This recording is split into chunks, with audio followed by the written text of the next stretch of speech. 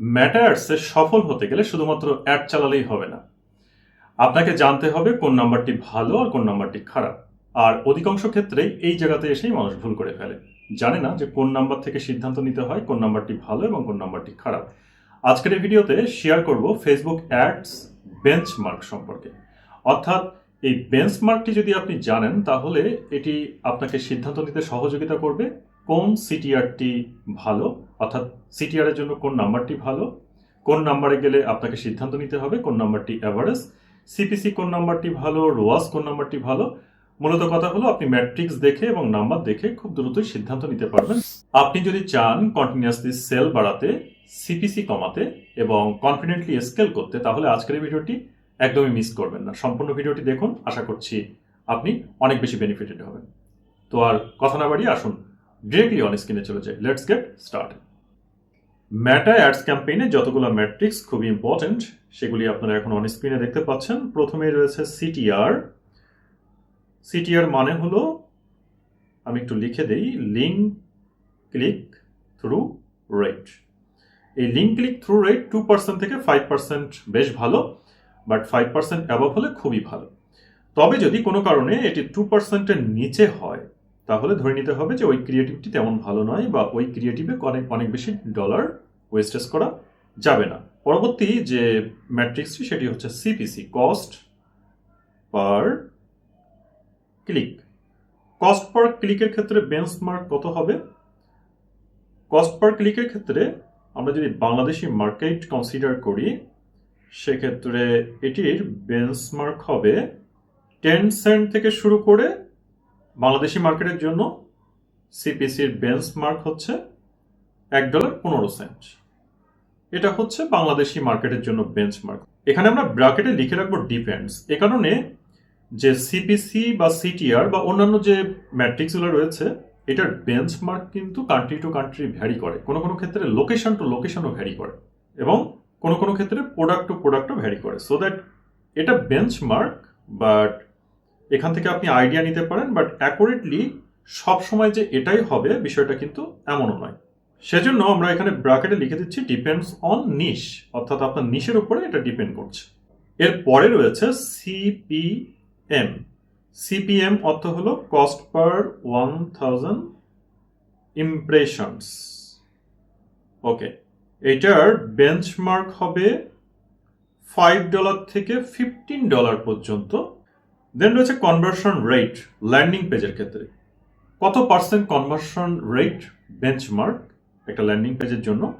আমরা এটা যদি বাংলাদেশি মার্কেট বা গ্লোবালি চিন্তা করি সেক্ষেত্রে 3% থেকে 10% পর্যন্ত ভালো। অর্থাৎ 100 জন মানুষ যদি আপনার ওয়েবসাইটে আসে,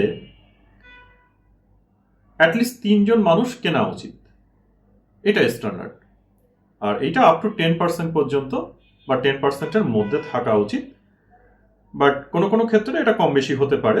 বাট কোনো ক্ষেত্রে যদি 3%-এর নিচে চলে আসে তখন আপনাকে বুঝতে হবে যে আপনি বেঞ্চমার্কের মধ্যে নেই, তখন আপনাকে কিন্তু এটা পুনরায় অ্যানালাইসিস করতে হবে এবং সিআরও করে আপনাকে পরবর্তীতে সিদ্ধান্ত নিতে হবে যে কোন কোন জায়গাগুলো আপনার পরিবর্তন করা উচিত।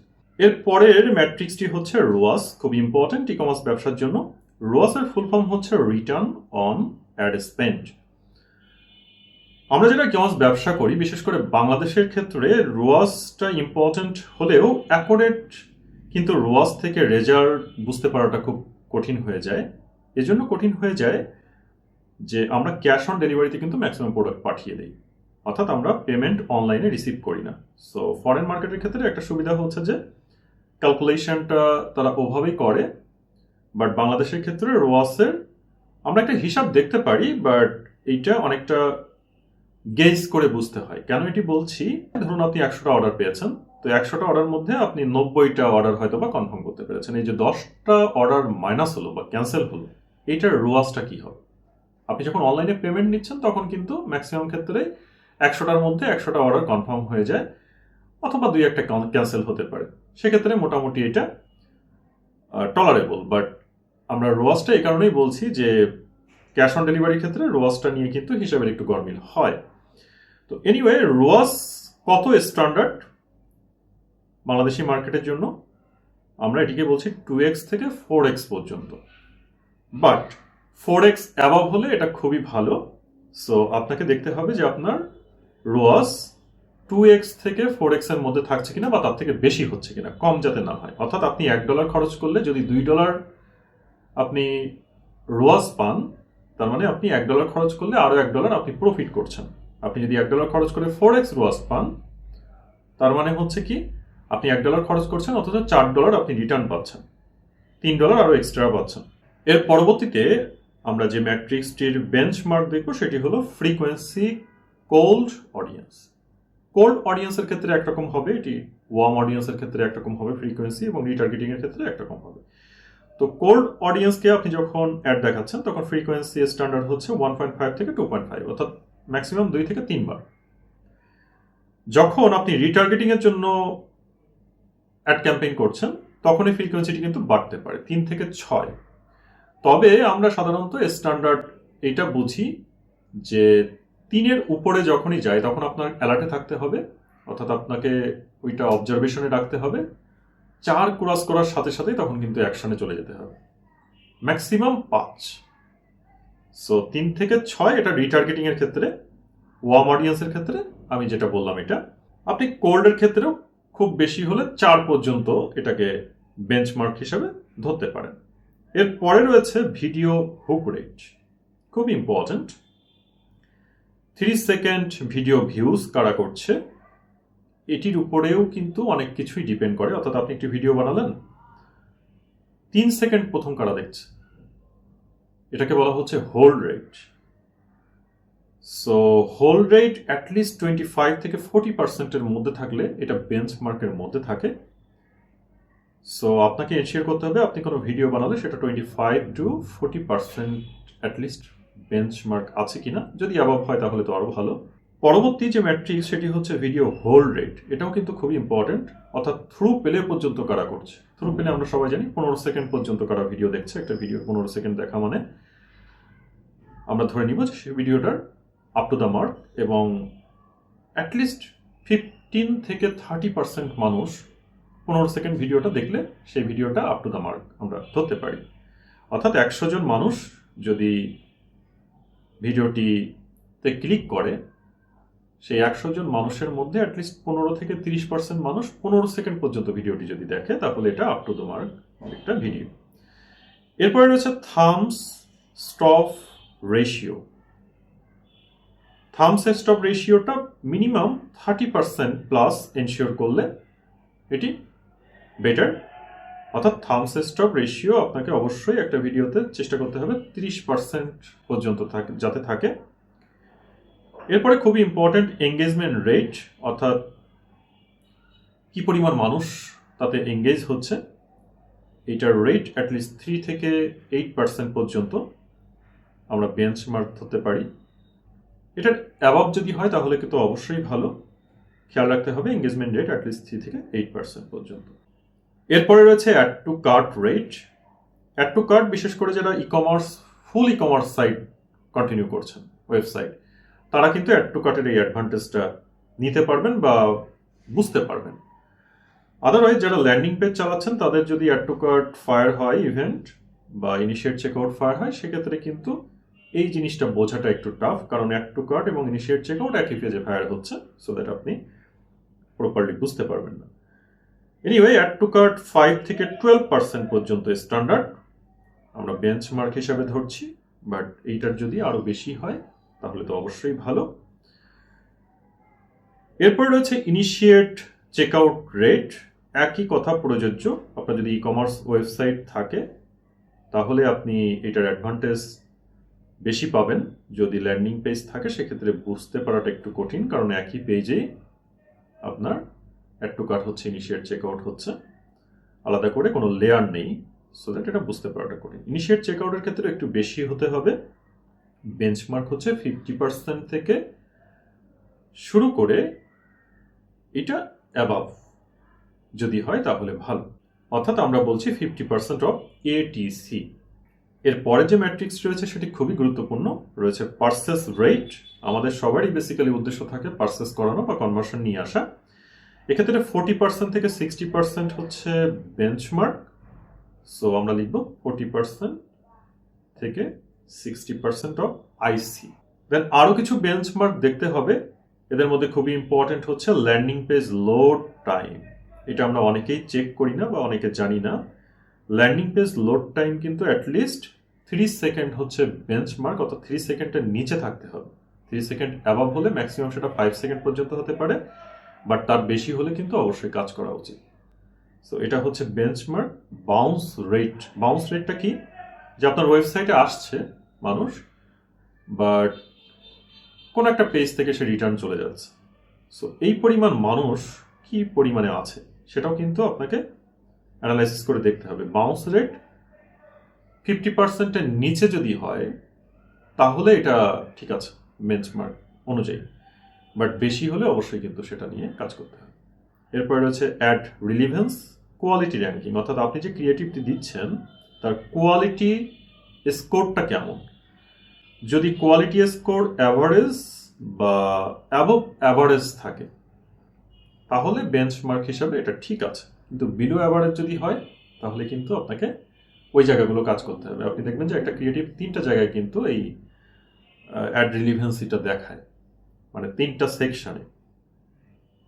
সো এই জায়গাগুলো খেয়াল রাখতে হবে যে অ্যাভারেজ আছে নাকি বিলো অ্যাভারেজ আছে নাকি অ্যাবভ অ্যাভারেজ আছে, এই বিষয়টি দেখতে হবে। এবং ওই ক্রিয়েটিভের কোয়ালিফিকেশন বা কোয়ালিটি আপনি এই অ্যাড রিলিভেন্সি থেকে জাজ করতে পারবেন। ক্রিয়েটিভ টেস্টিং ভলিউম, এইটার ক্ষেত্রে আমরা সাধারণত এখন যেটা করছি, আমরা 3-5-3 ফর্মুলা ইউজ করছি, কোনো কোনো ক্ষেত্রে আমরা ইউজ করছি 1-on-5 ফর্মুলা। তো অ্যাটলিস্ট আপনাকে 3 থেকে 6টা ক্রিয়েটিভ রাখতে হবে যে কোনো অ্যাডসেটের জন্য। এইটা স্ট্যান্ডার্ড, বাট কোনো কোনো ক্ষেত্রে আপনি কম বা বেশি রাখতে পারেন। So 3 to 6 creatives per ad set, এটা হচ্ছে বেঞ্চমার্ক এখন বর্তমানে। ক্রিয়েটিভ রিফ্রেশ সার্কেল, কতদিন পর পর আপনার ক্রিয়েটিভ আসলে রিফ্রেশ করা উচিত। আমরা বেঞ্চমার্ক হিসাবে ধরছি 7 থেকে 10 দিন, 7 to 10 days, বাট এটা ডিপেন্ড করছে। যদি আপনার ক্রিয়েটিভের দম ভালো থাকে তাহলে কিন্তু আপনি এটা অনেকদিন কন্টিনিউ করতে পারেন, বাট বুঝতে হবে যে ওইটা স্টেবল কিনা। যদি স্টেবল না হয় আপনাকে রিফ্রেশ করা উচিত। এরপরে রয়েছে বাজেট স্কেলিং। বাজেট স্কেলিং এর ক্ষেত্রে আমরা অনেক ক্ষেত্রে হুটহাট সিদ্ধান্ত নিয়ে ফেলি। একটা অ্যাড ভালো করছে তো হঠাৎ করেই আমরা সেটাকে 5 to 10x বা তার থেকে বেশি বা কম বাজেট অ্যালোকেট করে ফেলি। সো এভাবে করা যাবে না। অ্যালোকেশনের ক্ষেত্রে আপনার বেঞ্চমার্ক হচ্ছে 20 থেকে 30% আপনি বাজেট ইনক্রিজ করতে পারেন, এবং সেইটা এভরি 2 to 3 days, অর্থাৎ আপনাকে 2 থেকে 3 দিন পর্যন্ত অপেক্ষা করে রেজাল্টটি বুঝতে হবে, ডেটা দেখতে হবে, আপনি তারপরে সেটাকে ইনক্রিজ করতে পারেন। এটা হলো বেঞ্চমার্ক, বাট কোনো কোনো ক্ষেত্রে সিদ্ধান্তের পরিবর্তন আনা যেতে পারে যদি ডেটা ভালো সিগন্যাল দেয়। তো বেঞ্চমার্কগুলো খেয়াল রাখতে হবে। এরপরে রয়েছে লার্নিং ফেজ এক্সিট। আমরা জানি যে মেটা অ্যাড ক্যাম্পেইন করার পর এটা কিন্তু সাথে সাথে লার্নিং ফেজে চলে যায়, শুরুতেই এটা অ্যাক্টিভ হয় না। সো অ্যাটলিস্ট 50 কনভার্সনস পর্যন্ত লার্নিং ফেজ কন্টিনিউ থাকে। সো 50 কনভার্সনস যতক্ষণ পর্যন্ত না আসছে, বা মোটামুটি এটা লার্নিং ফেজ যতক্ষণ পর্যন্ত না শেষ হচ্ছে ততক্ষণ পর্যন্ত অ্যাটলিস্ট দেখা উচিত, কোনো রকম চেঞ্জেস আনা উচিত নয়। সো আমরা এখানে লিখছি 50 কনভার্সনস আ উইক অ্যাডসেট, অর্থাৎ একটি অ্যাডসেটে যদি আপনি, এখানে ডিপেন্ড করছে, যদি বাজেট বেশি দেন সেক্ষেত্রে হয়তো বা খুব দ্রুতই 50 কনভার্সনস কমপ্লিট হয়ে যাবে। আবার কোনো কোনো ক্ষেত্রে এখন আমরা দেখতে পাচ্ছি যে মেটা অ্যান্ড্রোমেডা আপডেট আসার পরে 50 কনভার্সনস পর্যন্ত লাগে না, অনেক ক্ষেত্রে 2-5-10টা কনভার্সন চলে আসলেও অনেক সময় অ্যাডগুলো অ্যাক্টিভ হয়ে যাচ্ছে। বাট আমরা জাস্ট বেঞ্চমার্কটা জেনে রাখলাম।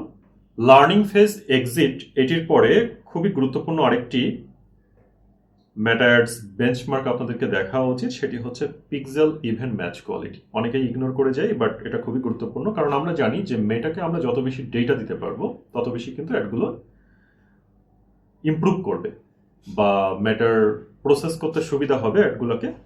সো ইভেন্ট ম্যাচ কোয়ালিটি খুবই গুরুত্বপূর্ণ। এক্ষেত্রে স্ট্যান্ডার্ড হচ্ছে 6 থেকে 7, বাট এটি যদি 8 থেকে 9+ করা যায় তাহলে আরও ভালো, এবং তখন বুঝে নিতে হবে যে আপনি মেটাকে খুব ভালো ডেটা দিতে পারছেন।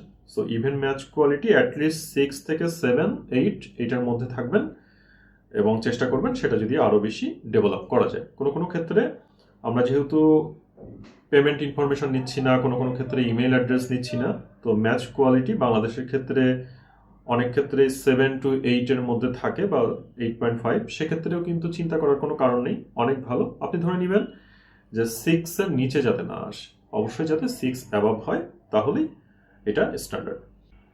তো আশা করছি আজকের এই ভিডিওটি আপনাদের জন্য অনেক হেল্পফুল হয়েছে। যদি মেটা অ্যাডস বেঞ্চমার্কগুলোকে কাজে লাগিয়ে আপনি মেটা অ্যাডস ক্যাম্পেইন রান করতে পারেন, তাহলে আমার বিশ্বাস আপনাদের অ্যাড স্কেলিং অনেক বেশি ইফেক্টিভ হবে এবং আপনারা অনেক বেশি প্রফিট করতে পারবেন। যদি ভিডিওটি ভালো লেগে থাকে অবশ্যই ভিডিওটি একটি লাইক করবেন, বন্ধুদের মাঝে ভিডিওটি শেয়ার করে দিবেন। চ্যানেলে প্রচুর পরিমাণে ফেসবুক মার্কেটিং নিয়ে ভিডিও রয়েছে বা টিকটক মার্কেটিং নিয়ে ভিডিও রয়েছে। আপনি নতুন দর্শক হয়ে থাকলে রিকোয়েস্ট করে চ্যানেলটি ঘুরে আসুন, অথবা এখান থেকে অনেকগুলো ভিডিও আপনাদের জন্য ইফেক্টিভ হবে। দেখা হবে পরবর্তীতে নতুন কোনো গুরুত্বপূর্ণ ভিডিও নিয়ে। তত সময় ভালো থাকুন, সুস্থ থাকুন। আর আপনি নতুন দর্শক হয়ে থাকলে চ্যানেলটি অবশ্যই সাবস্ক্রাইব করে পাশে থাকা বেল আইকনটিকে অন করে রাখুন, তাহলে পরবর্তীতে যে কোনো নতুন ভিডিও আপলোড করলে আপনারা নোটিফিকেশন পেয়ে যাবেন।